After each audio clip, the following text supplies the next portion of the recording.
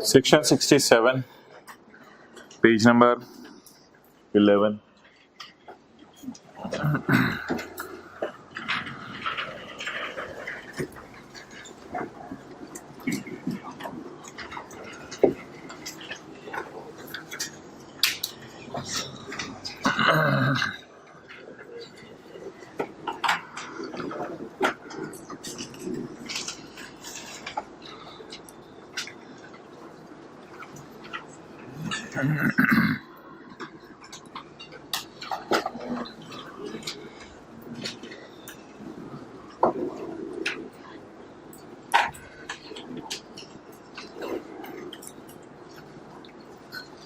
अच्छा, ये बताएं कभी खर्चों को उधर होके बैठे, कभी खर्चों को पोर्शन करने का मौका मिला हो, खर्चों को पोर्शन करने का मौका मिला हो जिंदगी में? कब कब कब जल्दी बताएं। जब कभी खाना खाया हो और खाने का दोस्तों के साथ बिल आया हो, जिसकी प्लेट में हड्डियां ज़्यादा वो ज़्यादा बिल पे करे, तो खर्चों को क्या कहते हैं? इसे अपोर्शन करना, खर्चे को तकसीम करना। या फिर ग्राउंड फ्लोर और फर्स्ट फ्लोर का एक ही बिजली का मीटर हो, ग्राउंड फ्लोर पे एक बंदा रहता हो, फर्स्ट फ्लोर पे एक बंदा रहता हो, तो जो बिल आ जाए उस बिल को दो बंदों में क्या किया जाता है? तकसीम। इसको शेयरिंग कहते हैं। आप खर्चों को पोर्शन करना। अब एक साहब हैं, वो कहते हैं कि मैंने घर का ऊपर वाला पोर्शन किराए पे चढ़ाया हुआ है और इनका मैं प्रॉपर्टी कमा रहा हूँ ना, और नीचे वाले पोर्शन पे मैंने एक दुकान खोली हुई है। घर का ऊपर वाला पोर्शन किराए पे चढ़ाया हुआ है, सुनो, और नीचे वाले पोर्शन में क्या खोली है? दुकान खोली है। अब जब बिजली का बिल आएगा तो बिजली का बिल का अगर मीटर एक ही है तो दोनों में क्या करना पड़ेगा? तकसीम करना पड़ेगा। या फिर कोई स्वीपर है जो दोनों फ्लोर्स की सफाई करता है, तो उसका जो बिल होगा वो भी दोनों में पोर्शन करना पड़ेगा। या हो सकता है इंटरनेट दोनों बिल्डिंग्स के लिए इकट्ठा ही एक बाय किया हो इन्होंने, तो दोनों का गुजारा चल जाता हो, तो इंटरनेट का बिल पोर्शन करना पड़ेगा। क्योंकि एक बंदा एक वक्त में कितनी इनकम्स कमा रहा है, तो जो खर्चा जिस हेड का है वो उस हेड में से माइनस होना चाहिए या किसी एक हेड में से माइनस होना चाहिए। तो बिजली का बिल आया, थोड़ी सी बिजली दुकान पे चली होगी, थोड़ी सी बिजली जो है वो जो घर किराए पे दिया हुआ है तो किराएदार ने इस्तेमाल की होगी, तो बिजली के बिल को दोनों में क्या होना चाहिए? तकसीम होना चाहिए। Clear? Point A, where expenditure, expenditure का एक और नाम क्या है? डिडक्शन। एक और नाम है अलाउंसेस, ये फिर आप कभी देखेंगे कहीं, ये फिलहाल भी आपको शायद समझना है। बहरहाल where expenditure, deduction and allowances relate to, where expenditure relate to कमाना of more than one head of income, where expenditure relate to derivation of more than one head of income, जहां खर्चा एक से ज्यादा हेड ऑफ इनकम के लिए किया जाए, जहां खर्चा एक से ज्यादा हेड ऑफ इनकम के लिए किया जाए, तो असूल क्या बनेगा जी? असूल पढ़िएगा ग्रीन सिग्नल से, the expenditure, the deduction and the allowance जो भी है shall be, the expenditure shall be, the expenditure shall be, किस बेस पे, कैसे पोर्शन करें, कैसे तकसीम करें? ऑन एनी रीजनेबल बेसिस, कोई भी मुनासिब बेसिस आप यूज कर लें। Considering the relative nature and size of, हो सकता है दुकान 24 घंटे खुली रहती हो और इस पे 2 एसी लगे हों और ऊपर वाले पोर्शन पे 1 एसी लगा हो, तो ऐसी सूरत में ज्यादा बिल आप किसको एलोकेट करेंगे? इनकम फ्रॉम बिजनेस को। और कम बिल किसको एलोकेट करेंगे? Income from property. दोबारा पढ़ें, वेयर एक्सपेंडिचर रिलेट टू कमाना of more then, the expenditure shall B तकसीम, इसको तकसीम कर दें, तोड़ के हिस्से कर दें, on the basis of considering the relative nature and size of activities. अच्छा, इससे मिलती जुलती एक मिसाल कर लेते हैं, एग्जैक्ट ये मिसाल तो नहीं है।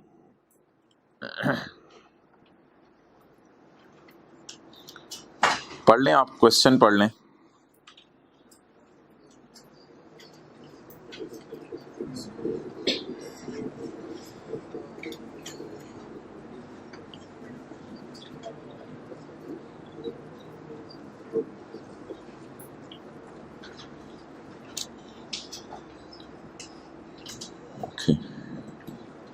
चलें ये व्हाइट बोर्ड पे देखें।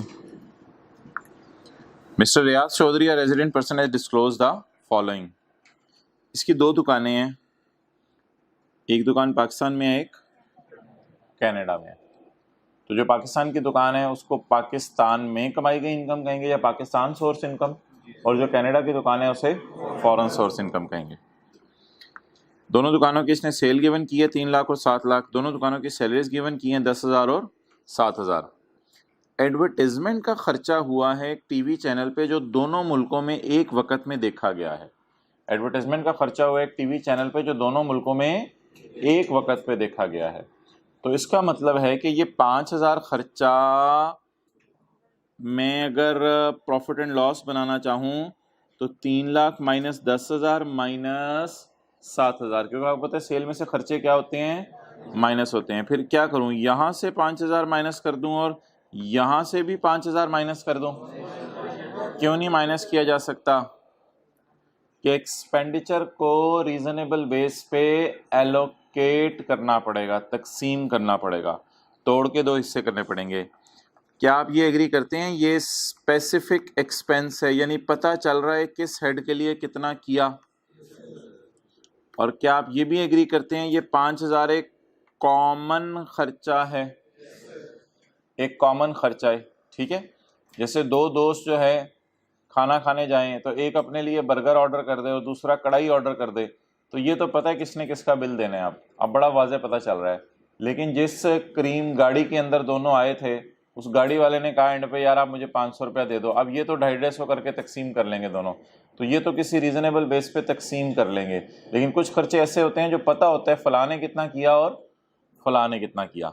तो बता दें क्या वाज़ेह तौर पे पता है पाकिस्तान की दुकान के ऊपर जो मुलाजमीन हैं उनकी तनख्वाहें कितनी हैं, 10,000। क्या वाज़ेह तौर पे पता है कनाडा की दुकान में जो मुलाजमीन हैं उनकी तनख्वाहें कितनी हैं। अब अगर एडवर्टाइजमेंट चलाई गई यानी कोई इश्तिहार चलाया गया टीवी के ऊपर, वो दोनों मुल्कों में देखा गया, तो क्या ये पता है कि इश्तिहार चला के किस मुल्क की सेल को वाज़ेह तौर पे कितना खर्चा बर्दाश्त करना पड़ेगा। तो इसको दोनों में क्या करना पड़ेगा, तकसीम। तकसीम हम सेल की बेस पे कर देंगे। चलें जी प्रॉफिट एंड लॉस इसका बनाना शुरू करते हैं। सबसे पहले मैं ले लेता हूँ इसकी पाकिस्तान सोर्स इनकम। बताएं जी सेल कितनी है, 3 लाख। कैलकुलेटर निकाल लें, सेल हो गई जी 3 लाख लेस क्या जी, सैलरीज कितनी 10,000 लेस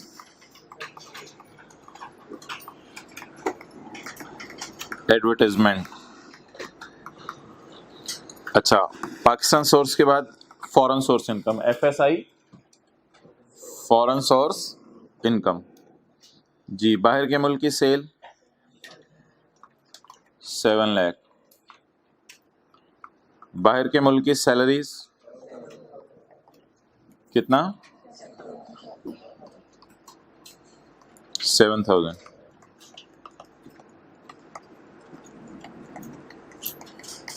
एडवर्टाइजमेंट दोनों जगह 5-5 हज़ार लिख दूं, नहीं दोनों जगह 5-5 हज़ार नहीं लिखेंगे।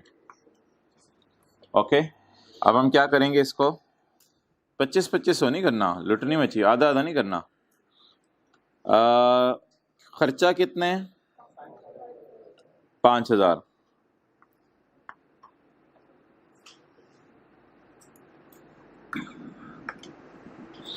अच्छा जी खर्चा कितने 5,000। पाकिस्तान की सेल कितनी, कनाडा की सेल मल्टीप्लाई किससे करें? तो ये अपोर्शनमेंट है, शायद आपने बचपन में कहीं सीखी हो किसी मोड पे। ये 5000 को डिवाइड करो किससे? 10 लाख से। 5000 को डिवाइड करो, क्योंकि 5000 की खर्चे ने 10 लाख की सेल में मदद की, 3 लाख जमा 7 लाख, और फिर मल्टीप्लाई कर दो 3 लाख से। क्या जवाब आया जी? कितना? 1500। ओके, अब दोबारा एडवर्टाइजमेंट के तोड़ के 2 हिस्से करें। एक हिस्सा तो हो गया, divided by 3 lakh plus 7 lakh multiplied by 7 lakh जी 3500। देखें जी, ये 5000 में से 1500 और ये 5000 में से 3500।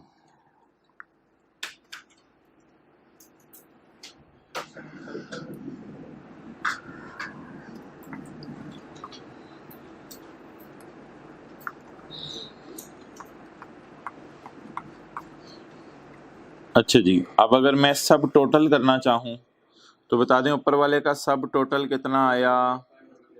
कितना? 288, और नीचे वाले का सब टोटल 689,500। Grand total 9897,800।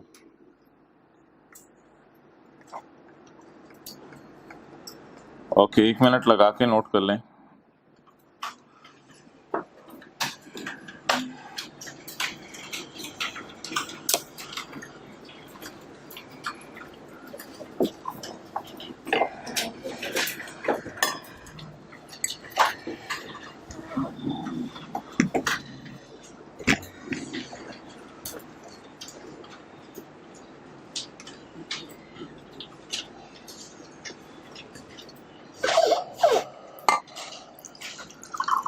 भाई टाइम पे आया करो, इस तरह बाकी लोग फिर तंग होते हैं।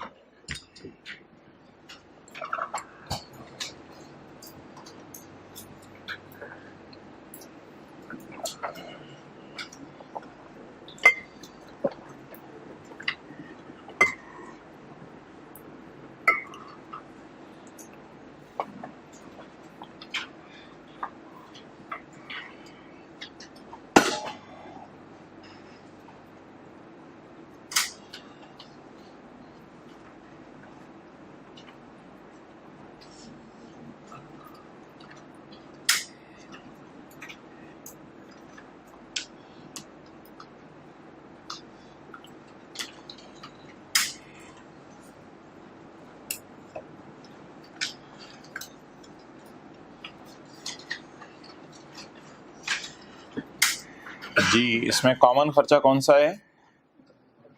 5000 का। इसे तकसीम करके हमने दोनों हेड्स के ऊपर माइनस किया फिर।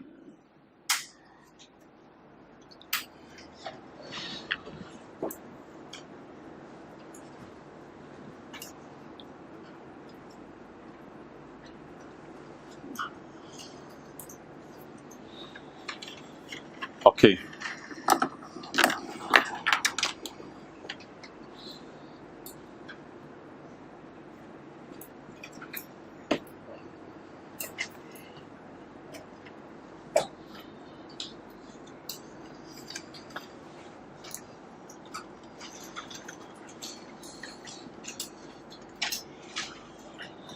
अच्छा, एक पुराना रूल आपको याद होगा,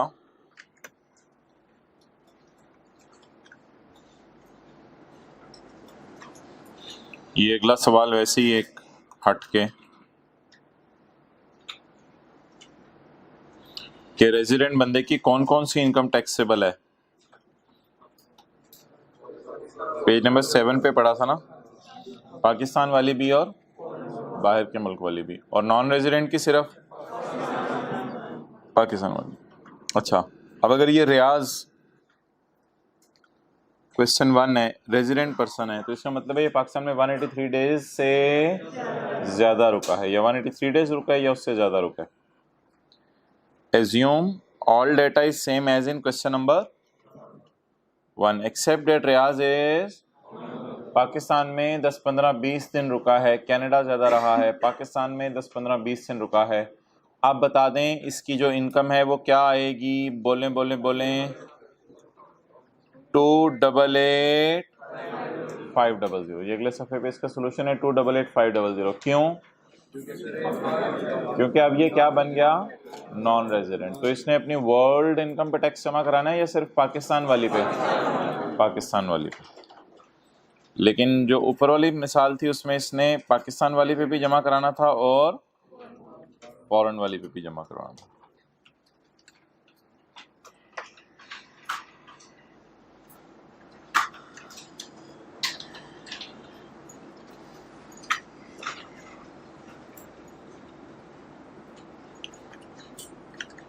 ओके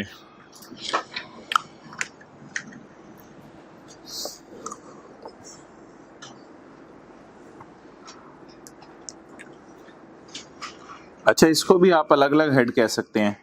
पाकिस्तान की इनकम एक अलग हेड है, बाहर की इनकम एक अलग हेड है। बल्कि हेड्स ऑफ इनकम आपने कितने पढ़े हुए हैं? Salary, property, capital gain, business और अदर सोर्स। अच्छा, बिजनेस भी आगे दो किस्म का होगा, हम आने वाले दिनों में पढ़ेंगे, स्पेक्यूलेशन और नॉन स्पेक्यूलेशन। इस वक्त इस बहस में जाने की ज़रूरत नहीं है कि स्पेकुलेशन बिजनेस क्या है, नॉन स्पेकुलेशन क्या है। मेरी बात गौर से सुना करें, वरना फिर आपके जहनों में सवाल आते हैं, फिर बाद में आप सवाल पूछते हैं। तो एक ही दफ़ा इधर बात गौर से सुन लिया करें। बिजनेस कितने किस्म का है? स्पेकुलेशन और फ़िलहाल इन दोनों के अंदर क्या फ़र्क है वो मैं नहीं बता रहा, बिजनेस के चैप्टर का वेट करें।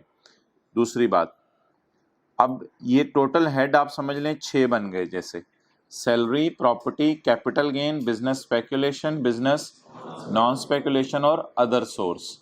अब इन 6 के दो दो सेट और बना दें तो 12 हेड बन जाएंगे। सैलरी पाकिस्तान में भी कमा सकते हैं, बाहर के मुल्क में भी। प्रॉपर्टी इनकम पाकिस्तान में भी कमा सकते हैं, बाहर के मुल्क में भी। So on. Capital gain, speculation Pakistan में भी, बाहर के मुल्क में भी। नॉन स्पेकुलेशन पाकिस्तान में भी, अदर सोर्स पाकिस्तान में भी, बाहर के मुल्क में भी। ये सारी तफसील शायद अगले सफ़े के ऊपर ना एक लिस्ट आ रही है, वहाँ पे ये सारी तफसील लिखी होगी, लेकिन छोड़ें इसको भी। तो बता दें हेड्स ऑफ इनकम अब हम समझे थे कितने हैं, 5। लेकिन 5 में हमने बिजनेस के तोड़ के 2 हिस्से कर दिए, स्पेकुलेशन और नॉन स्पेकुलेशन। तो कितने हो गए, 6। 6 के फिर आगे तोड़ के हमने 2 हिस्से अगर सेट बनाए तो टोटल कितने बन गए, 12 हेड्स ऑफ इनकम। तो हेड्स ऑफ इनकम तो कई हैं। सवाल क्या कह रहा है हमारा जो लॉ है, वेयर एक्सपेंडिचर रिलेट टू कमाना ऑफ मोर देन, जब आप एक से ज्यादा हेड ऑफ इनकम में इनकम कमा रहे हो तो the expenditure shall be apportioned on any मुनासिब बेसिस। तो एक्सपेंडिचर को किसी मुनासिब बेस के ऊपर तकसीम कर दिया जाएगा। Okay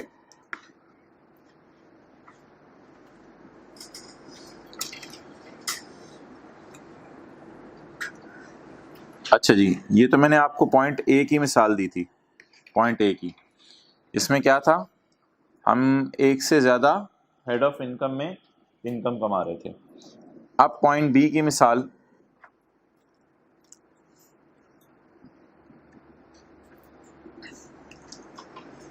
point B, A B नहीं, point B.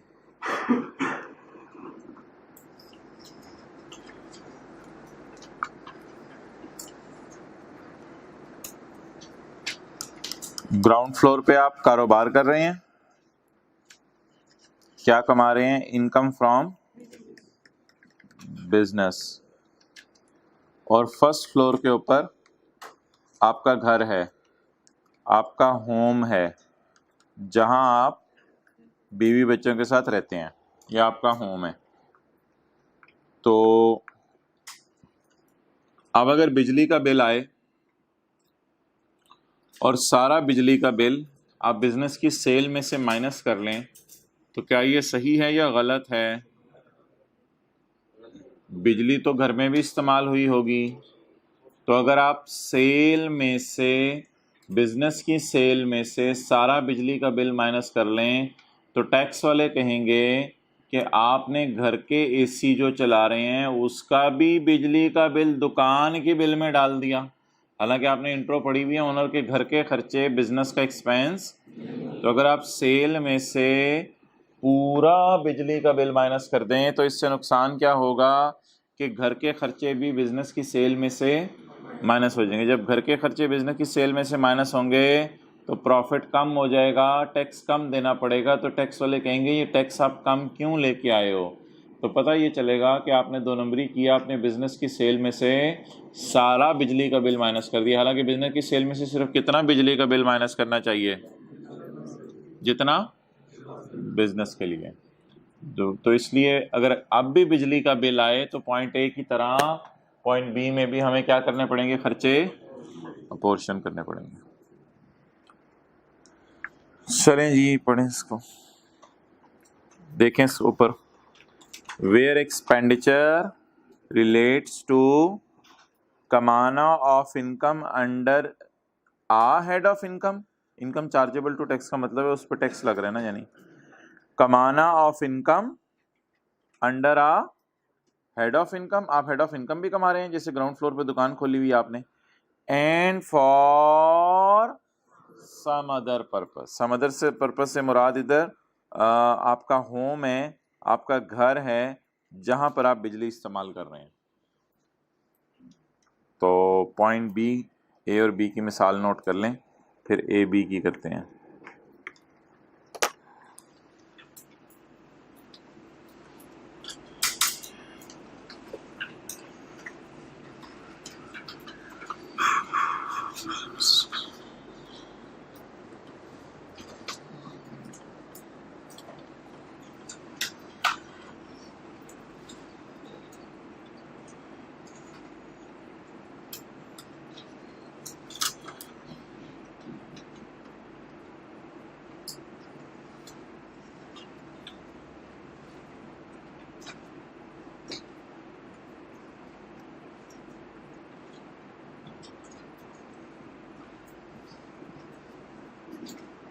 Okay,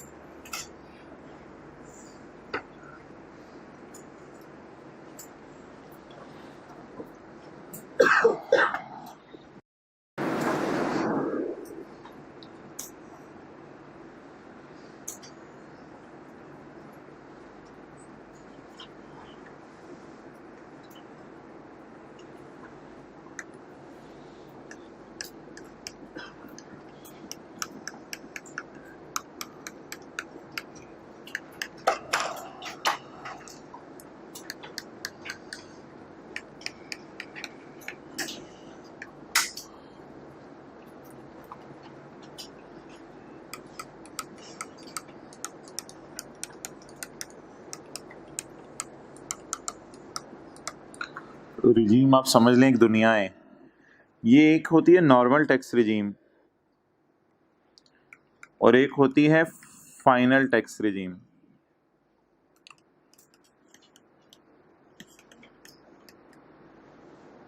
normal tax regime इसे क्यों कहते हैं?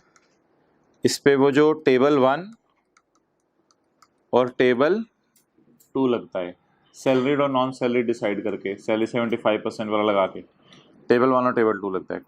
कुछ ऐसी इनकम्स हैं जिन जो अलग दुनिया में फॉल करती हैं। रिजीम मुराद दुनिया।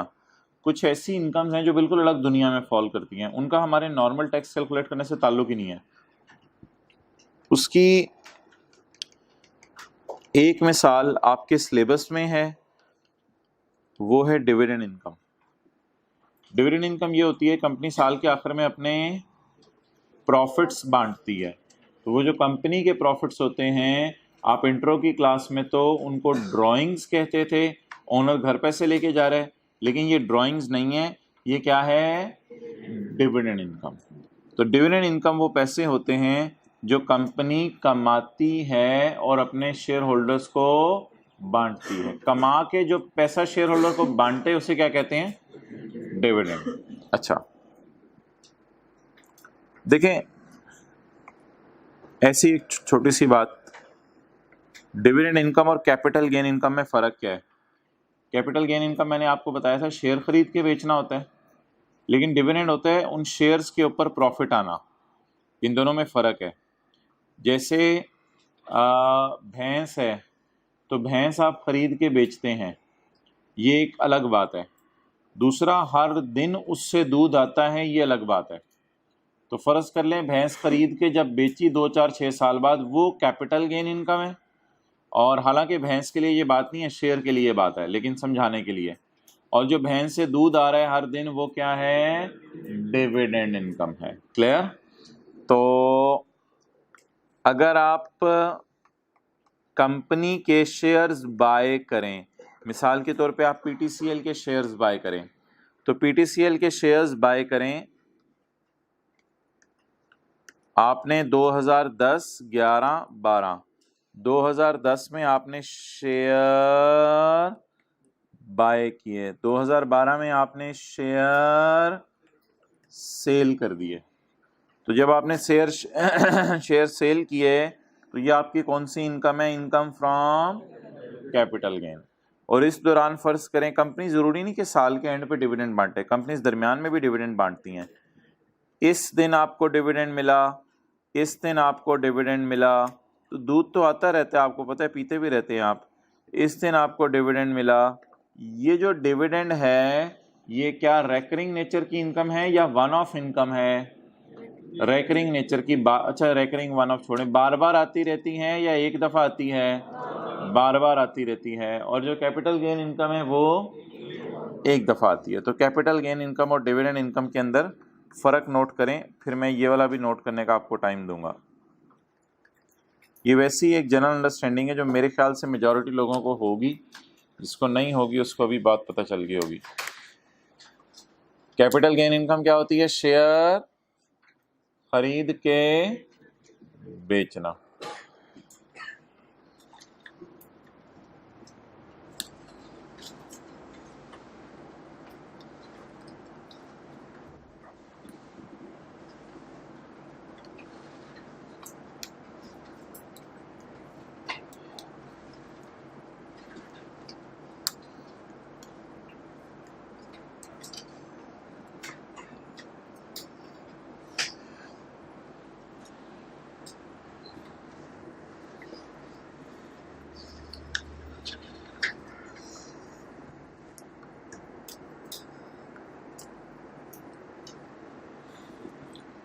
Okay, next.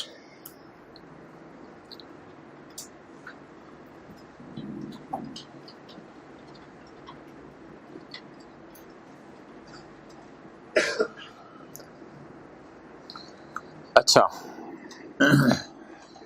अब मैं कह रहा था टैक्स लगाने की एक दुनिया वो है जो हम पढ़ चुके हैं, पेज 30 और पेज 30, सॉरी वो पुरानी किताब में था। अच्छा, नॉर्मल टैक्स रिजीम जिसमें टेबल 1 और टेबल 2 है।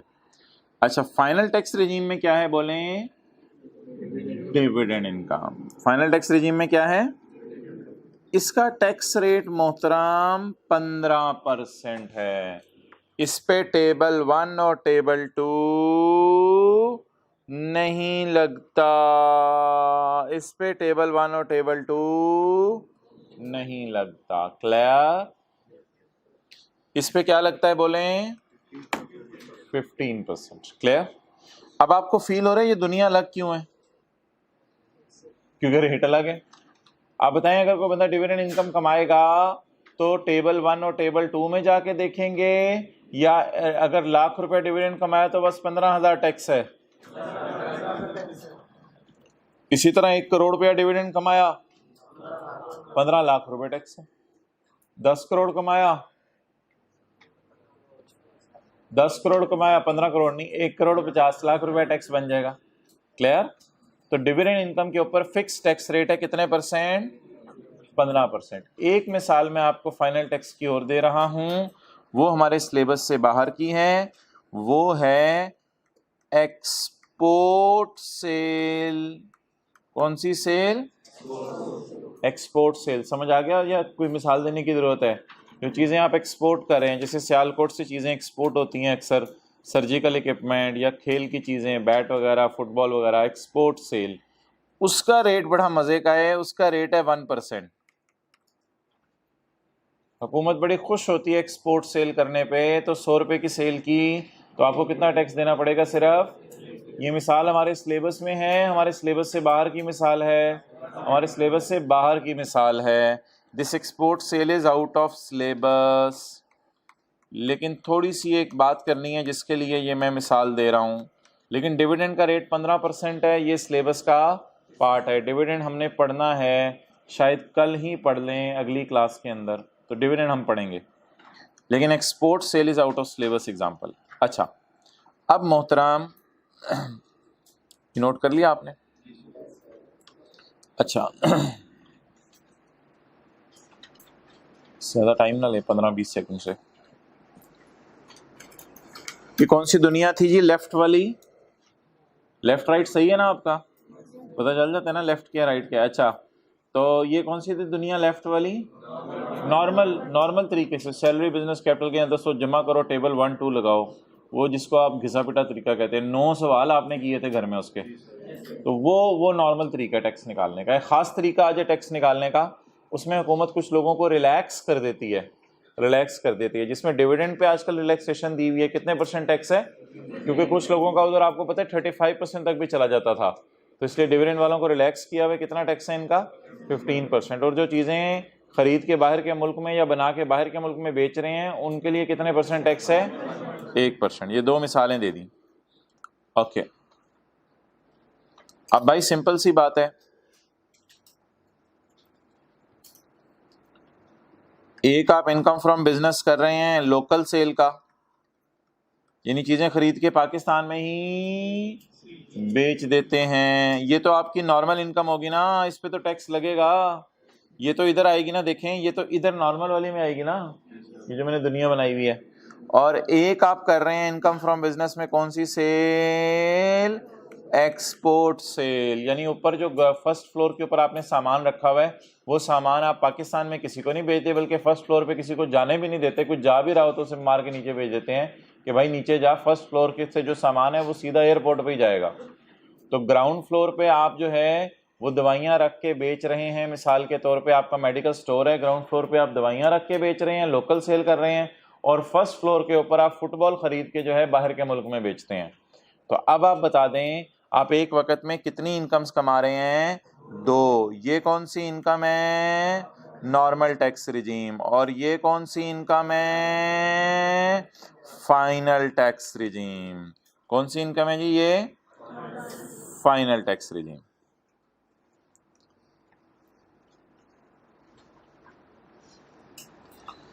तो इस फ्लोर पे आप फाइनल टैक्स रिजीम की इनकम कमा रहे हैं और इस फ्लोर पे आप नॉर्मल टैक्स। आप बताएं, बिजली का बिल आएगा तो जाहिरी सी बात है, नेचुरल सी बात है ना, सारा का बिजली का बिल आप यहाँ से माइनस कर सकते हैं ना यहाँ से माइनस कर सकते हैं, अगेन दोनों को क्या करना पड़ेगा? वही नेचुरल सी बात है। तो ये कितने सिनेरियोज अब बन गए टोटल? 3 सिनेरियोज में लॉ मेकर कहता है मुझे महसूस हो रहा है कि आपको खर्चों को क्या करना पड़ेगा?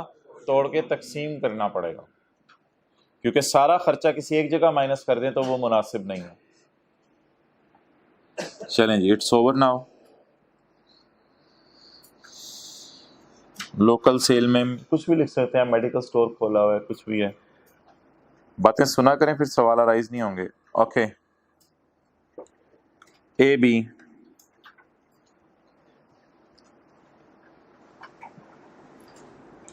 where expenditure relates to कमाना ऑफ इनकम। इनकम हम कमा रहे हैं कंप्राइजिंग ऑफ, यानी कि अगर उन इनकम्स का टोटल करें तो कौन कौन सी इनकम्स बनेंगी? Taxable income. एंड तो लिखा रहने दीजिएगा आप। टैक्सेबल इनकम से मुराद है under normal tax regime. Taxable income से क्या मुराद है?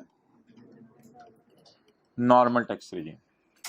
टैक्सेबल इनकम से वही मुराद है salary, business, capital gain, other source, property minus ज़कात। याद आ रहा है? इन सारी चीजों को जमा करते थे, इसमें ज़कात माइनस करते थे और जवाब क्या आता था? Taxable income. जवाब क्या आता था? Taxable income. और इनकम हम एक और कमा रहे हैं जिसका क्या नाम है? Final tax regime. एक और इनकम हम कमा रहे हैं, उसका क्या नाम है? फाइनल। तो एक वक्त में दो इनकम्स कमा रहे हैं, नॉर्मल भी कमा रहे हैं और फाइनल भी कमा रहे हैं।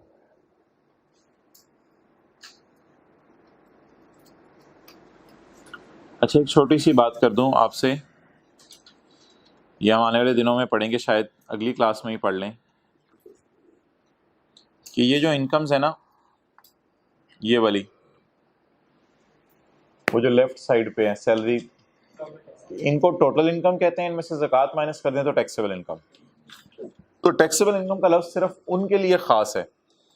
टैक्सेबल इनकम का लफ्ज सिर्फ इनके लिए खास है। इनको हम इनकम्स कहेंगे। एक टेक्निकल सा बात कर रहा हूं आपसे, इनको हम इनकम्स कहेंगे, लेकिन हाँ माना कि टैक्सेबल हैं ये भी 15% और 1% पे, लेकिन लॉ ने इसकी वर्डिंग में टैक्सेबल का लफ्ज नहीं डाला, क्योंकि टैक्सेबल का लफ्ज सिर्फ इस ग्रुप के लिए खास है। इसलिए इस ग्रुप के लिए देखें उसने क्या लफ्ज यूज किया, जरा फोकस करें। इस ग्रुप के लिए उसने क्या लफ्ज यूज किया? क्या लफ्ज यूज किया? Taxable income. और हालांकि ये भी टैक्सेबल है, मैं ये नहीं कह रहा फाइनल वाली टैक्सेबल नहीं है, 15% और 1% पे टैक्सेबल है, लेकिन इसने इसके लिए टैक्सेबल का लफ्ज यूज करना पसंद नहीं किया, इसलिए इसने इसके लिए क्या लफ्ज यूज कर दिया? तो मैं ये कह रहा हूं टैक्सेबल का लफ्ज सिर्फ किन के साथ खास है? इन 5 नॉर्मल वालों के साथ खास है। ठीक है, तो टैक्सेबल से मुराद ही इधर क्या है? Salary, business, capital gain, other source minus ज़कात। इसका क्या मतलब है? ये कौन सी इनकम बन गई? टैक्सेबल। ये टैक्सेबल है तो बाकी कौन सी हो गई फिर? Final tax regime. वो भी इनकम्स हैं, लेकिन टैक्सेबल इनकम का लफ्ज उनके साथ यूज ना करें, माना कि वो टैक्सेबल हैं। ओके, अब जी आप 3 सिनेरियोज बता दें जिसमें खर्चों को अपोर्शन करना पड़ता है। नंबर 1 सिनेरियो क्या है? नॉर्मल के अंदर रहते हुए ही more than 1 head of income कमा रहे हो। ये तो नॉर्मल के अंदर ही रह रहे हैं ना, बिजनेस भी नॉर्मल है, प्रॉपर्टी भी नॉर्मल है, लेकिन कितने हेड हैं? 2 हेड। तो नॉर्मल के अंदर रहते ही 2 हेड्स में इनकम कमा रहे हो तो कौन सा पॉइंट लगेगा? Point A. और नॉर्मल वाली भी कमा रहे हो, और जो नई स्पेशल वाली आज पड़ी है जिससे फाइनल टैक्स है, जिसके रेट अलग हैं, वो वाली भी कमा रहे हो, तो भी खर्चों को।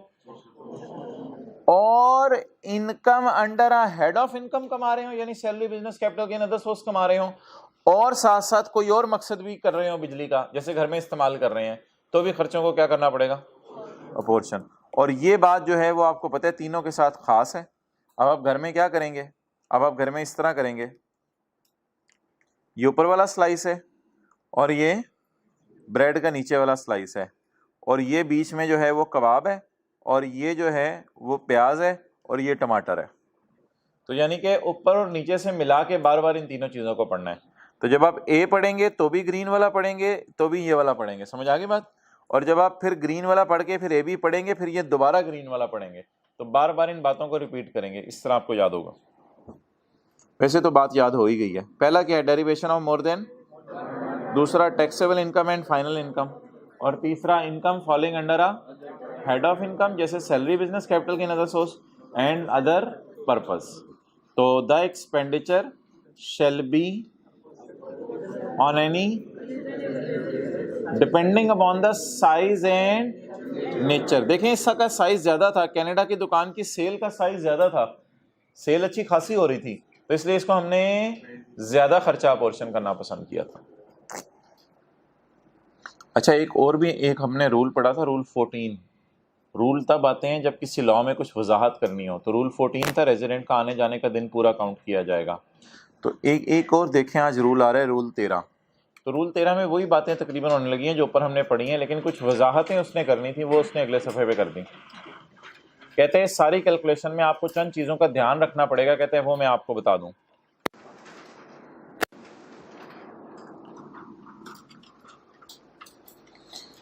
अगला सफ़ा, any expenditure that is incurred for a class, any expenditure that is incurred for a class shall be allocated to that class. Allocate का मतलब माइनस करो, shall be minus from that class. ये कौन सा है? ये ऊपर जो सैलरी वाला था, ये सैलरी वाला था, कैसे मुझे पता चला? Any expenditures that is incurred for a class. Advertisement for a class नहीं है, एडवर्टाइजमेंट तो फॉर बोथ क्लासेस हमने की है, क्लासेस, टाइप्स, ग्रुप्स, तो एडवर्टाइजमेंट तो दोनों के लिए की है। लेकिन सैलरीज के बारे में कह सकता हूं ये खर्चा इसका है, ये खर्चा इसका है। एडवर्टाइजमेंट के बारे में नहीं कह सकता कि ये इसका है, बल्कि एडवर्टाइजमेंट के बारे में क्या कहना पड़ेगा? ये खर्चा इनका है। तो इसलिए पॉइंट ए किस किस की बात कर रहा है, जल्दी बताएं। Point 2, any expenditures that is incurred for a class shall be allocated to that class. अब राइस वालों को पता है कि इधर के जनरेटर का पेट्रोल कितना है, उधर के जनरेटर का पेट्रोल कितना है, इसलिए इसके बारे में कोई परेशानी की बात नहीं। लेकिन आईकैप के बाहर एडवर्टाइजमेंट की जिससे बच्चे क्लासें पढ़ने आए, अब ये नहीं पता गार्डन टाउन में कितने आए, गुलबर्ग में कितने आए। लेकिन अगर गार्डन टाउन के पेट्रोल की बात की जाए जनरेटर की, और गुलबर्ग के पेट्रोल की बात की जाए जनरेटर के, वो पता है। लेकिन अगर एडवर्टाइजमेंट की बात की जाए जो आईकैप के बाहर की गई, तो नहीं पता किस कैंपस में कितने लोग किस एडवर्टाइजमेंट की वजह से आए। तो कुछ खर्चों को पता होता है हमें, और कुछ को क्या करना पड़ता है, रीजनेबल बेस पे एलोकेट करना पड़ता है। तो ये तो बात कर रहा है किसकी? सैलरी की। वो जो ऊपर वाले सवाल में सैलरीज हैं, ये कोई इनकम फ्रॉम सैलरी ना लिख दीजिएगा, ये एम्प्लॉइज को जो हम सैलरीज बिजनेस में पे कर रहे हैं, ये वो वाली बात कर रहा है। अच्छा, एनी कॉमन एक्सपेंडिचर, कॉमन कौन सा वाला था? कॉमन कौन सा था? एनी एडवर्टाइजमेंट डिडक्शन और allowance which relates to business. Business में एक फाइनल बिजनेस भी होता है।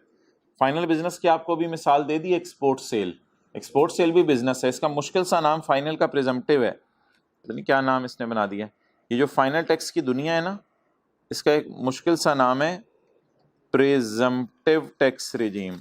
बस हमें फाइनल और प्रिजम्पटिव के चक्कर में पढ़ने की जरूरत नहीं, हमें ये बात पता होनी चाहिए कि ये जो फाइनल इनकम है इसका रेट नॉर्मल से अलग है, इसलिए इसका नाम क्या रख दिया हमने आज? Final income. प्रिजम्पटिव फाइनल का एक और नाम है। Any common expenditure which relates to business including final business and exempt business भी कोई हो सकता है। हाँ, एग्रीकल्चर आपको बताया था, जो माफ है, जिस पे टैक्स ही नहीं देना। बिजनेस कई किस्म के हो सकते हैं, टैक्सेबल भी हो सकता है, एक्सपोर्ट सेल भी हो सकता है। अच्छा, shall be allocated to, ये एलोकेशन हमने अभी तो की है, और पीछे क्या है? शेल बी एलोकेशन, यही तो एलोकेशन है। Shall be allocated to each class in accordance with the following. ये फॉर्मूला आपने अभी लगाया है, इसका फॉर्मूला बना के देने लगे आपको, फॉर्मूला बना के देने लगे। फॉर्मूला क्या होगा? ये 5000 क्या है? एक्सपेंस। ये 3 लाख और 7 लाख क्या है? Gross receipt. सेल को ग्रॉस रिसीट क्यों कहते हैं? प्रॉफिट को नेट प्रॉफिट क्यों कहते हैं? खर्चे माइनस हो गए होते हैं। सेल को ग्रॉस रिसीट क्यों कहते हैं? क्योंकि अभी सेल में से खर्चे माइनस नहीं होते। राइस वालों के लिए ग्रॉस रिसीट क्या है? ग्रॉस रिसीव जो पैसे हो रहे हैं, जो आपसे फीस है। डॉक्टर साहब के लिए ग्रॉस रिसीट क्या है? जो ऑपरेशन करके उनको पैसे आए, वो ग्रॉस रिसीट है। लेकिन अगर खर्चे माइनस कर दें तो उसका नाम तो नेट पड़ जाता है। ग्रॉस प्रॉफिट नहीं लस्ट बोल रहा, ग्रॉस रिसीट। ग्रॉस रिसीट का मतलब है, ग्रॉस प्रॉफिट तो होता है ना sale minus cost of sale, gross receipt होती है सेल, उसमें से कॉस्ट ऑफ सेल भी माइनस नहीं हुई होती। अच्छा, फॉर्मूला क्या बना जी? एक्सपेंस पकड़ेंगे, डिवाइड किससे करेंगे? ग्रॉस रिसीट किन हेड्स की? जितने भी हेड्स हैं, 3 लाख जमा 7 लाख, और मल्टीप्लाई किससे करेंगे? रेलिवेंट हेड की ग्रॉस रिसीट से, रेलिवेंट हेड की ग्रॉस रिसीट से। क्लियर? जरा देखें, फॉर्मूला यही है। अमाउंट ऑफ एक्सपेंस, अगर मैं बात करूं पाकिस्तान सोर्स इनकम की पिछली मिसाल में, तो अमाउंट ऑफ एक्सपेंस कितना था टोटल? 5,000। इधर ही लिख लेते हैं ना, आसान हो जाएगा। 5,000 डिवाइड किससे किया था? Gross receipt for all class of income, 3 lakh जमा, और multiplied by gross receipt for a for a for a for a class of income, और इधर फॉर ऑल, और इधर फॉर अ, और इधर फॉर, और इधर फॉर अ। तो एक हेड वाली इनकम और बाकी सारे हेड वाली इनकम को नीचे डालना है। तो ये पाकिस्तान सोर्स इनकम का खर्चा आ गया था। तो ये तरीका है खर्चे को अपोर्शन करने का सेल की बेस पे। ग्रॉस रिसीट क्या होती है? Without deduction of, gross receipt वो पैसे होते हैं जिसमें से भी क्या माइनस नहीं हुए होते? खर्चे माइनस नहीं हुए होते। यानी ग्रॉस रिसीट क्या होती है बोलें? Cell.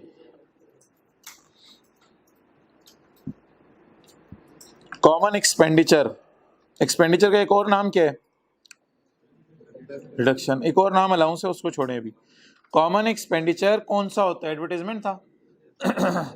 Common expenditure is any expenditure that is clearly allocable to any class of income that is not clearly allocable to any. Advertisement पता ही नहीं चल रहा कितनी किसके लिए किया है, तो इसलिए एडवर्टाइजमेंट को क्या कहेंगे? Common expenditure. तो कॉमन एक्सपेंडिचर को ग्रॉस सेल की बेस पे तकसीम किया है हमने पिछले सवाल में। इसको जरा छोड़ें। अच्छा, पॉइंट 8 इन दिस रूल, इस रूल में इनकम की क्लासेस कौन कौन सी हैं? Salary, business, speculation. तो फिर ऊपर वाला कौन सा होगा? Non speculation. कोई सट्टेबाजी का बिजनेस है, वो फिर कभी देखेंगे। अच्छा, रिजल्ट के बाद इंशाल्लाह आपके इनकम अंडर द हेड, कितने लोग कहते हैं अच्छी बड़ी समझ आ रही होती है, पता नहीं किधर ले जाते हैं ध्यान को। इनकम फ्रॉम, बोले बोले बोले, capital gain. Income from other source. Exempt income की क्या मिसाल है? लो भाई, ये एक नई बला आ गई, ये एक नई दुनिया है। कौन सी? Separate block. ये भी कोई एक नई दुनिया है। ये हम एक तीसरी दुनिया किसी दिन बनाएंगे, सेपरेट ब्लॉक। चलें छोड़ें वो क्या है, ये भी कोई नई दुनिया है। सेपरेट ब्लॉक का क्या मतलब है? सेपरेट रेट लगने हैं, सेपरेट रेट लगने हैं। फिर आपके ज़हनों में आ रहा होगा फाइनल टैक्स वालों पे भी तो सेपरेट रेट ही हैं, तो इनको और सेपरेट ब्लॉक वालों को अलग अलग क्यों बताया जा रहा है? तो सारा सिलेबस आज ही ख़त्म कर लें, सब्र कर जाए ना, सब्र कर जाए। यानी अब आपने ये दोबारा नहीं मेरे से पूछना सर सेपरेट ब्लॉक और फाइनल टैक्स में क्या फ़र्क है, प्लीज़ बता दें। ये मैं कह आपको रहा हूँ, कमा कमा तीनों, हाँ कमा तीनों सुनावा नोनू। समझ आ गया? जिनको समझ आना था, नहीं जिनको समझ आया उनको छोड़ें, आप अपना रिलैक्स करें। तो क्या आपको रहा हूँ, सुना ऑनलाइन वालों को रहा हूँ कि भाई अपने सवाल नहीं पूछने कि सेपरेट ब्लॉक और फाइनल टैक्स में फ़र्क क्या है। आने वाले दिनों में हम इसको पढ़ेंगे। अच्छा जी, तो फाइनल टैक्स रिजीम की हमने मिसालें पढ़ ली, सेपरेट ब्लॉक को भी हमने पेंडिंग पे डाल दिया कि सेपरेट ब्लॉक क्या चीज़ें हैं। तो ये क्या थी भाई? क्लासेस या कैटेगरीज ऑफ इनकम। ओके, इनमें अगर पाकिस्तान और फॉरेन कर लें तो ये ए से लेके एच का डबल सेट बन जाएगा। समझ आ गई? इनको पाकिस्तान और फॉरेन में अलग अलग कर दें तो फिर तो डबल सेट बन जाएगा। While allocating expenses, the nature and source of each class must be considered. एक ही बात है, nature and source must be considered। यानी कि नेचर देख लो ना, अगर आपका बिजनेस 24 घंटे खुला हुआ है तो फिर तो उसको ज्यादा बिजली के बिल एलोकेट करने पड़ेंगे। इधर आ जाओ, और घर में कोई खास खर्चे नहीं हो रहे होंगे बिजली के, या इनकम फ्रॉम बिजनेस कमा रहे हैं, ऊपर घर किराए पे दिया हुआ है, तो उधर भी इतने खर्चे नहीं हो रहे होंगे। तो नेचर और सोर्स देख लो हेड की क्या है, उसके मुताबिक आप डिसाइड कर पाओगे किसको कितना खर्चा एलोकेट करना है। और हो सकता है कई दफा सेल हो ही ना, इधर सेल हो रही होगी, इधर घर की सेल होगी नहीं, घर में तो नहीं कोई चीजें आप बेच रहे होते, तो इसलिए फिर किसी और बेस पे देखना पड़ेगा, कितनी लाइटें जली, कितने एसी चले। तो कोई भी कहता है रीजनेबल बेस आप इस्तेमाल कर सकते हो खर्चों को पोर्शन करने के लिए। लेकिन फिलहाल न्यूमेरिकल में हमने कौन सी बेस इस्तेमाल की है? सेल। किस बेस पे खर्चों को तकसीम किया है? सेल की बेस पे, जिसका नाम क्या रखा है? Gross receipt. क्लियर? पढ़ें जी। While allocating expenses, nature and source of each class, her class की नेचर और सोर्स आपको देखनी पड़ेगी। ओके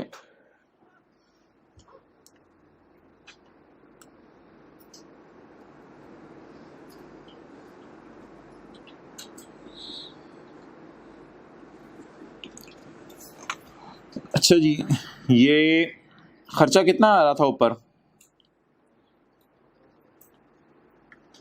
आपने जो रियल खर्चा निकाला था कितना निकाला था? बोले 1500 निकाला था ना? 1500 जो पाकिस्तान वाला है, फॉरेन वाला अगर मैं पूछूं तो 3500। अच्छा फर्ज करें ये 1500 वाला खर्चा रियल खर्चा है जो निकाला है कमिश्नर ने, इससे पहले आपका ऑडिटर आया था, उसने भी ये खर्चा निकाला था। ऑडिटर ने खर्चा निकाला था 1500 की बजाय 1400। अब कमिश्नर ने ऑडिटर से पूछा, ऑडिटर पागल हो गया तू, 1500 बन रहे कैलकुलेटर पे और तूने कितना निकाला हुआ है? 1400 निकाला हुआ है। तो इस पर ऑडिटर को सजा नहीं मिलेगी। इसलिए नहीं मिलेगी कि थोड़ा सा डिफरेंस है कैलकुलेशन में, ज्यादा डिफरेंस नहीं है। जैसे इंट्रो में आप बैलेंस शीट बनाते थे तो थोड़ा सा डिफरेंस होता था, आप कहते थे यार कोई एक दो ही गलती होगी, तो थोड़ा सा डिफरेंस है, इस पे ऑडिटर को सजा नहीं मिलेगी। तो इस सूरत में उसको बोले नो सजा, कोई सजा इसको नहीं मिलेगी। लेकिन अगर ऑडिटर ने खर्चा निकाला 1200 और एक्चुअल खर्चा रियल कितना है, ऑडिटर ने कैलकुलेटर पे कैलकुलेशन करके कितना निकाला? 1200, तो इस पे ऑडिटर को सजा मिलेगी। अब बुनियादी असूल क्या है जिस पे डिसाइड होगा कि सजा मिलनी है या नहीं मिलनी? तो वो है 1500 का 10%। 1500 का 10, कैलकुलेटर पकड़ने की कोई जरूरत नहीं है। 1500 का 10% बताएं, 150। अब मुझे बताएं 1400 और 1500 में जो गैप है वो 150 के अंदर है, यानी सिर्फ 100 रुपए का गैप है। कितने तक की गलती एक्सेप्टेबल थी? 1500 का 10%। कितने तक की गलती माफ थी? 150 रुपए की। इसने कितने की गलती की? तो माफ की कैटेगरी में गिरेगा। कितने तक की गलती माफ थी? 150 की। इधर इसने कितने की गलती कर दी? 200 कहां से हो गया? रियल 1500 है, इन दोनों के दरमियान में या लिख देता हूं, या ऑडिटर ने 1400 निकाला, इसको सजा नहीं मिलेगी, या ऑडिटर ने गलती से कितना निकाल दिया था? 1200। अब अगर इसने 1200 निकाला तो 1200 और रियल 1500 में कितना गैप है? 300 का गैप है। तो जब 300 का गैप है तो इस पे पनिशमेंट बनती है कि ज्यादा एरर की है इसने। अगर छोटी मोटी एरर है, इन दोनों को कंपेयर किया ना, खैर है। अगर बड़ी एरर है तो पनिशेबल है। चलें जी, नोट कर लें, फिर आगे चलते हैं। ऑडिटर 1400 निकाल दे तो कोई सजा नहीं मिलेगी। ऑडिटर 1500 के मुकाबले में क्या लाके खड़ा करे? 1200, तो ऑडिटर को खड़ा कर दिया जाएगा।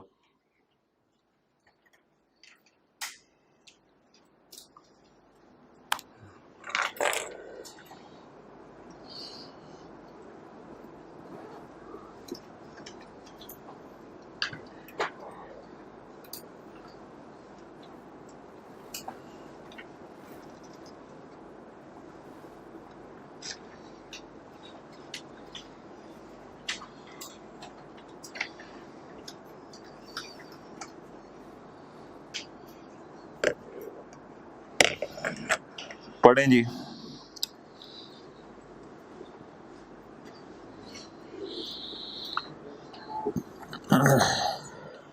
The basis of allocation of expenditure, वैसे हमने किस बेस पे किया है? कोई स्क्वायर मीटर देखे हैं कितने स्क्वायर मीटर पे लाइटें लगी हुई हैं, या हमने सेल देखी है? सेल देखी है। द बेसिस ऑफ एलोकेशन हमने क्या की थी इस वक्त? किस बुनियाद पे हमने चीजों को तकसीम किया था? The basis of allocation of expenditure should be certified by CA और कॉस्ट एंड दिस। ये सर्टिफिकेट किससे लेने हैं आपने जी? आपने सुना होगा जो बंदा 60 साल का हो जाए उसे अपना हेल्थ सर्टिफिकेट लेना पड़ता है ड्राइविंग करने से पहले, वरना पुलिस वाले उसको पकड़ के जो है वो डाल सकते हैं, ट्रैफिक पुलिस वाले, चलो भाई आ जाओ हमारे साथ, आपने तो अपना हेल्थ सर्टिफिकेट लिया नहीं, आप कैसे गाड़ी चला रहे हैं?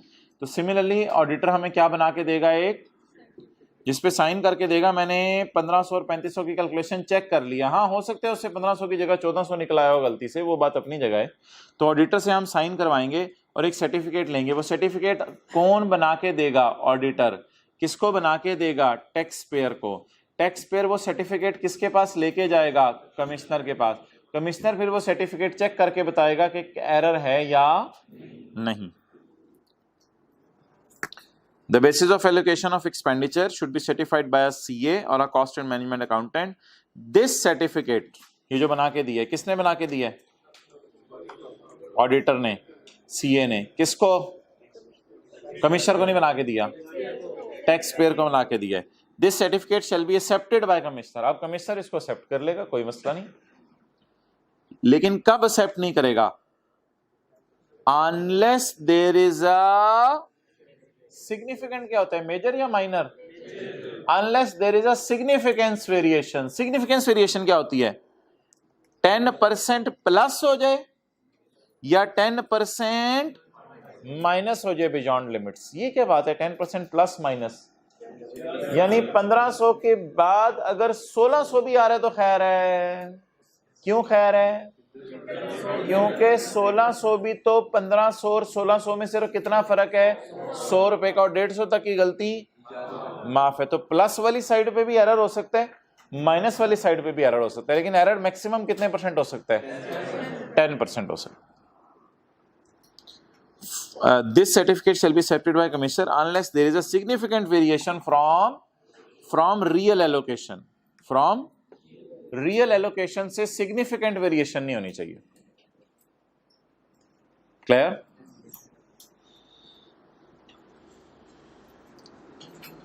छोटी मोटी गलती चलती है जिसे आप कहते हैं पता नहीं।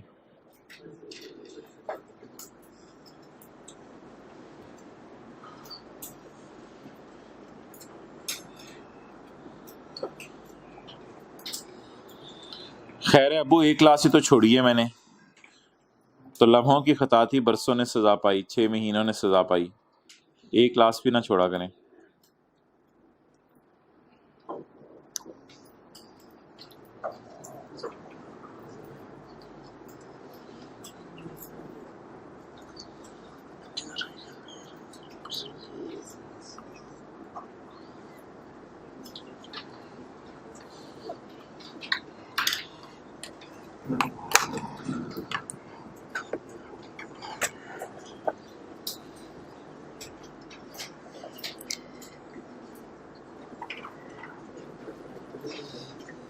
अच्छा जी, ऊपर से पढ़ना शुरू करें।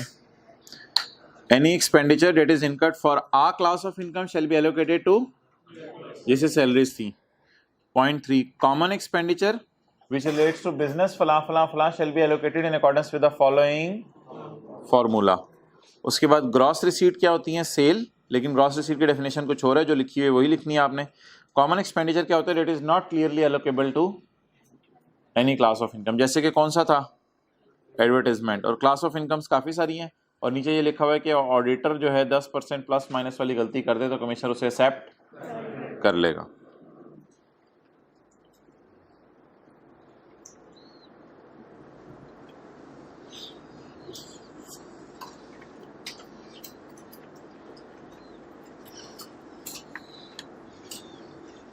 अच्छा, ये अगली चीज़ वैसे कोई आपके सिलेबस के एतबार से इम्पोर्टेंट नहीं है, उसने लाइन लिखी हुई है इसलिए मैं मजबूरी में डिस्कस कर रहा हूँ।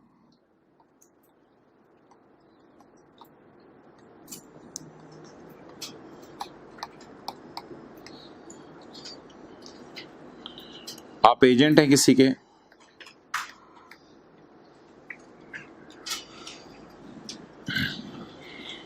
तो आपके पास सेल करके पैसे आए 10,000 रुपया। अब ये सेल करके आपके पास पैसे आए 10,000 रुपया, तो आपका कमीशन है, सेल करके आपने पैसे रिसीव किए 10,000। अब आपका जो कमीशन है इस पे वो सिर्फ 1% है, तो कितने पैसे बनेंगे? 1,000 तो नहीं बनेंगे यार, वो तो 10% पे 1,000 बनेंगे। कितने रुपए बन गए? 100 रुपया। तो इसकी एक सादा सी मिसाल के तौर पे सर आसिफ हैं, उन्होंने आपको कहा यार ये 2 जो है ना आमों की पेटियां हैं, इनको ज़रा बेच के आ जाओ। तो आपने कहा ठीक है सर मैं फ्री हूँ, तो मुझे क्या मिलेगा इस पे? तो सर ने कहा तू बेच के तो आ यार, बेच के तो आ पहले। आप गए, आप बेच के आमों की पेटियां सर आसिफ की गाड़ी से निकाली आपने पेटियां, और उधर ही को बंदा जो है वो इधर सीएनजी डलवाने आया था पेट्रोल पंप पे, तो आपने उधर ही उसको 10,000 की बेची और सर आसिफ को कहा ये 2 पेटियों के 10,000 मैंने कमाए हैं। लेकिन वो आपको भी पता है 10,000 आपके नहीं है, क्योंकि आप क्या हैं? एजेंट है। आप एजेंट हैं। आपकी कमीशन इनकम सर ने फिर कहा चलो यार इसका 1% आपका है। अब आप बड़े खुश हुए 100 रुपये लेके, आपने कहा सर कल भी इंशाल्लाह आपकी गाड़ी में इसी तरह पेटियां पड़ी होंगी। तो आपने ये जो 100 रुपया कमाया, दिस 100 रुपया इज योर सेल। आपकी सेल अब 100 रुपया है। तो अगर खर्चे पोर्शन करने पड़े, आपके भी बिजनेस हो सकते हैं कहीं और आपने भी खर्चे पोर्शन करने पड़ सकते हैं, और जो बंदा कमीशन कमा रहा होता है और आगे उसका ये कारोबार कई दफ़ा बन जाता है और उससे आगे एम्प्लॉयज़ रखने पड़ते हैं इस काम के लिए, तो बहुत दुनिया आगे तक जा चुकी हुई है। तो आपकी सेल क्या है मुझे बता दें? एजेंट की सेल 100 रुपया या 10,000? आपकी जेब में तो ग्रॉस रिसीट 10,000 आई थी, लेकिन वो तो अमानत थे पैसे ना, वो कहाँ आपके थे ही नहीं, वो तो अमानत के तौर पे थे, वो तो आपने अगले बंदे को वापस कर दिए। आपके जेब में सिर्फ कितने आए? तो व्हाट इज यूर सेल? बोले व्हाट इज एजेंट्स सेल? 100 रुपया। इसको मैं ग्रीन सिग्नल दूंगा, जिसको मैंने टिक भी लगा दिया, नोट कर ले। एजेंट ने सेल करके कितने पैसे रिसीव किए? 10,000। लेकिन ये 10,000 बताएं एजेंट के पास क्या है? अमानत है। हाँ, कई दफा ऐसे हो जाता है कि आप सरासी को जाके देते ही 9,900 रुपए हैं और 100 रुपये अपना उसमें से काट लेते हैं, वो उसमें तो कोई हर्ज नहीं। या फिर पूरे 10,000 सर को दे दें और वो फिर लाल नोट निकाल के ये ले आ तेरे लिए।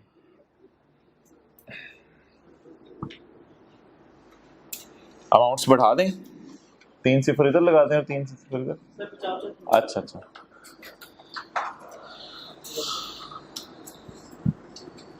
पढ़े नहीं।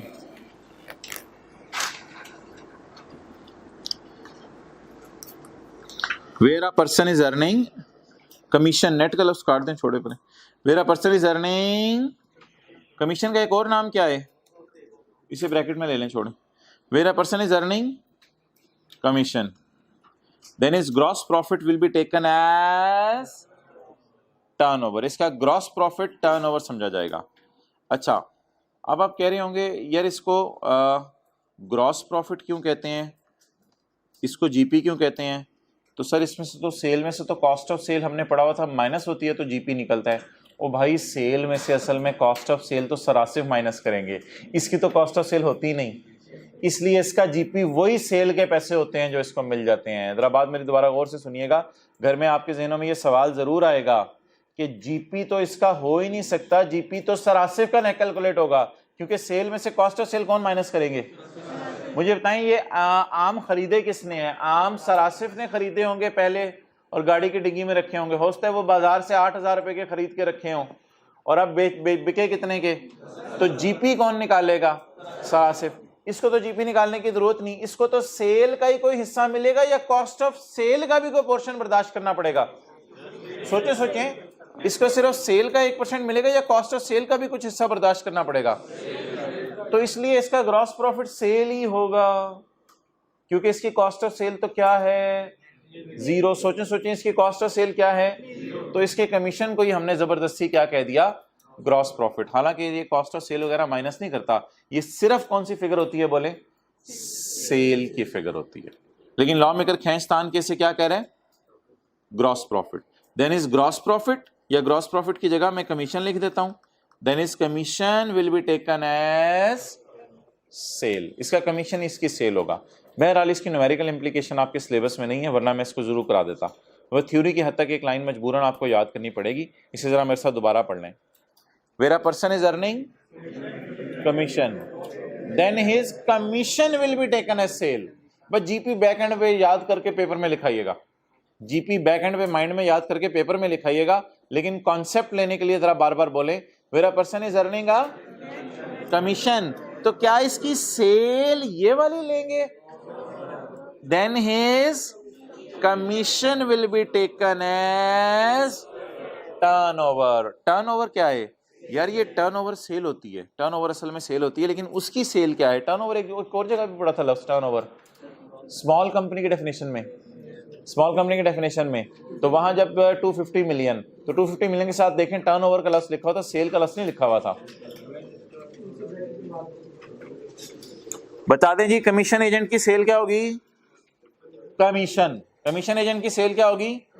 कमीशन। लेकिन तंग करने के लिए उसने लफ्ज कौन सा लिख दिया? Gross profit. क्लियर? ठीक है जी, ओवर इंशाल्लाह।